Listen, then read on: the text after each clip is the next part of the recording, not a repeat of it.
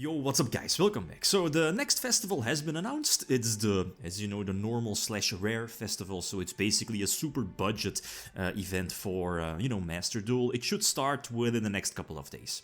I have 5 decks, already prepared some decks, but that was before that Konami announced that they would announce a ban list later. And I made some small changes, but some decks got a big hit, Phantasm Spiral.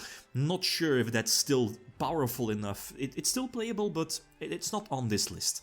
So 5 decks I'm probably going to test out and see, but some of them, stuff like, I'm not going to spoil it just yet, but don't know why Konami left them untouched. So the first list you see here, I think is no surprise. It's a deck that we called like years ago in a regular TCG or OCG actually a 5th gadget. I'm going to spare you, the story behind it, but short set, the gadgets work like when they're like summoned, normal or special summoned, you can search another copy. So red searches, yellow, yellow searches green, and so on and so on.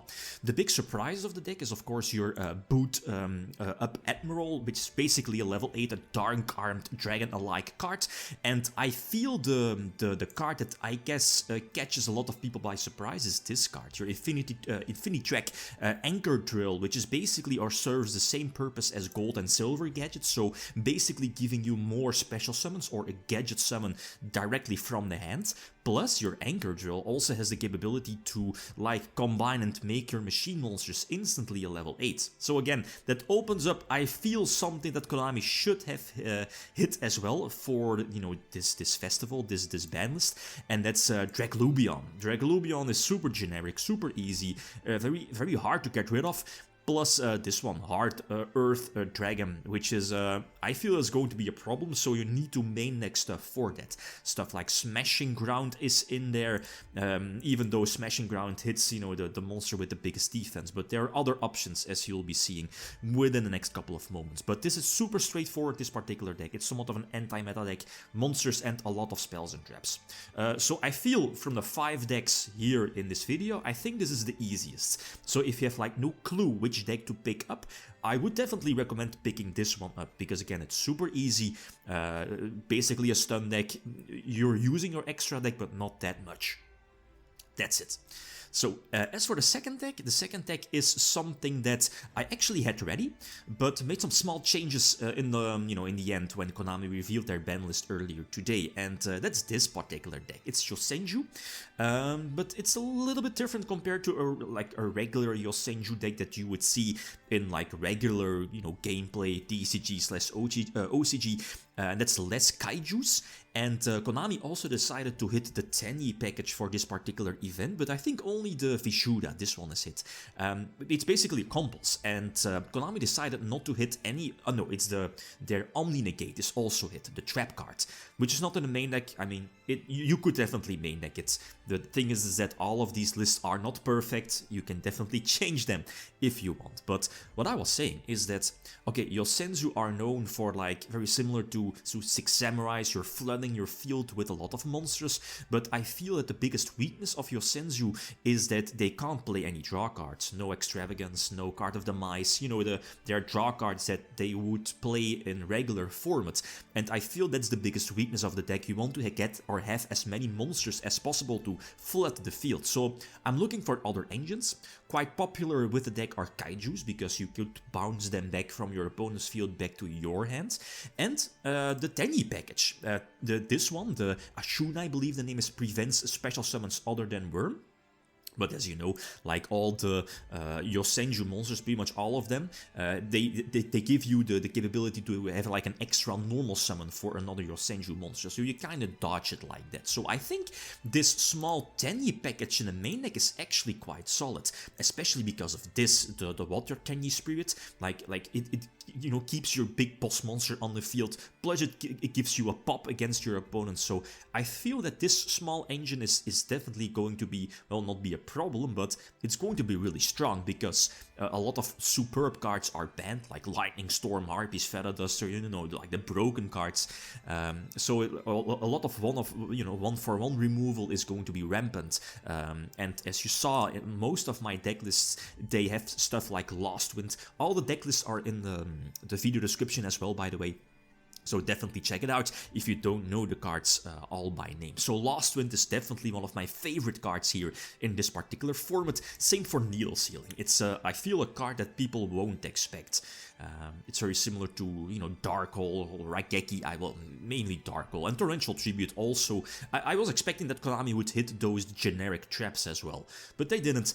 So the thing, again, big weakness of the deck, you want to get as many monsters, but that might be a problem still because no draw power. Even though Yosenju does have like, you know, searches with their archetype. I believe it's Kama 3 that has the capability, yeah, to search any Yosenju monster, for example, from your deck. So Yosenju, I feel that's definitely a strong contender, a deck you're going to see a lot. The next one I feel is the strongest, or pretty much almost the strongest deck, because it was pretty much untouched. Well, a small portion of the deck was touched, and that's Metalfoe featuring True Draco, right? A small True Draco package. So it's super straightforward. Metalfoe was unhindered. Okay. You know, you can't run the regular Metalfoe fusion, but that's fine though. The archetype has other fusion spells.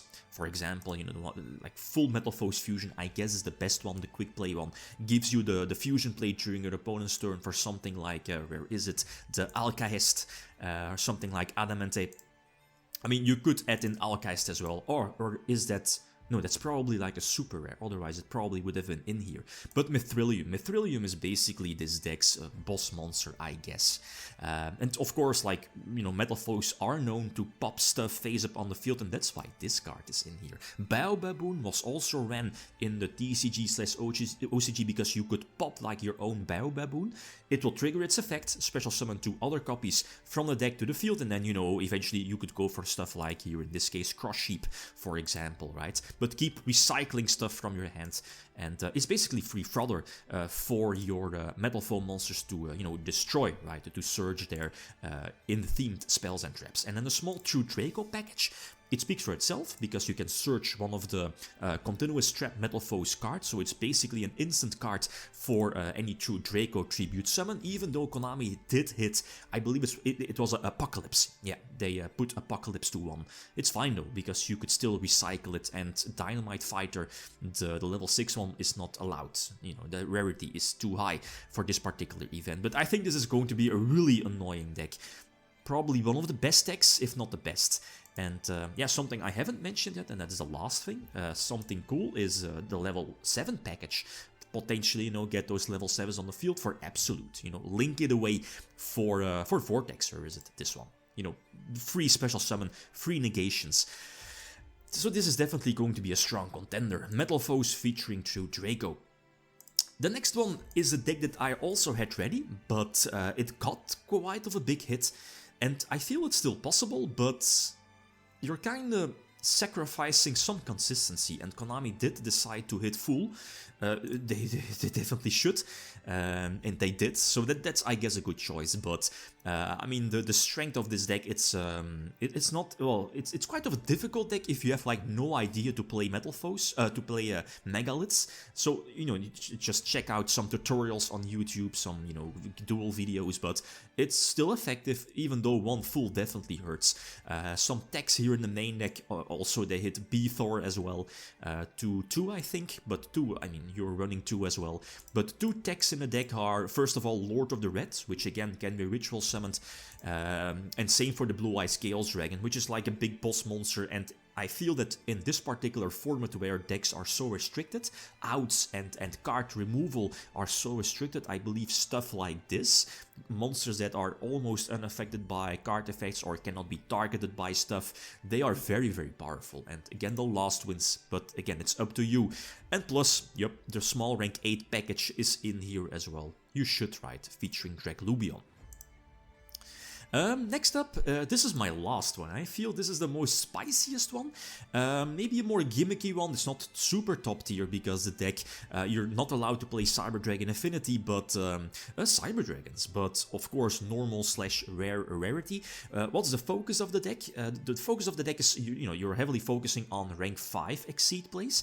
Obviously, Nova is only a rare, and as you know, Nova could reborn like a Cyber Dragon monster. So basically, potentially going for a big OTK with a couple of level 5 summons or rank 5 summons. Plus, let's not forget, if Nova is destroyed, You can special summon like a fusion machine from the extra deck, so that's why this card is in here. Like the Battleroid, whatever, level 12 fusion, which is basically a free beat stick if your opponent has the capability to like destroy Nova, for example. So I feel this is going to catch a lot of people by surprise. But other than that, this I feel is also a gimmicky one. As you know, the Chimera Tech Fortress Dragon, again, has the capability to special summon itself directly to the field. If you have like a Cyber Dragon, for example, or any of the other ones. But let's say if you use DNA Surgery, you can make any monster on the field like a machine type. So you could use, like, let's say you're always going second with this deck, for example, eventually have like DNA Surgery face up on the field, you know, call machines, and then special summon one of your Cyber Dragons, and immediately get rid of all of your opponent's monsters to go for Chimera Tech. So it's more of a gimmicky deck, going second as well, so Vortex is there. Could potentially trigger some searches, Golden Jet, you know, for more level 5, rank 5 Exceed plays, but Dig Forzak as well as a machine type, plus Knuckle, because, you know, sometimes you might be limited to only being able to special summon machines for the rest of the turn, so that's why it's there as well. But this is probably something I'm definitely going to try out because of this DNA Surgery. Okay, so for me that's it. Again, if I missed any cards, if I missed any decks, any options, definitely let me know, because I think people are definitely going to be interested in that as well. Okay, guys, that's it. Good luck. Thanks for watching. Feel free to leave a comment or like if you enjoyed the video. Beacom signing out. Peace.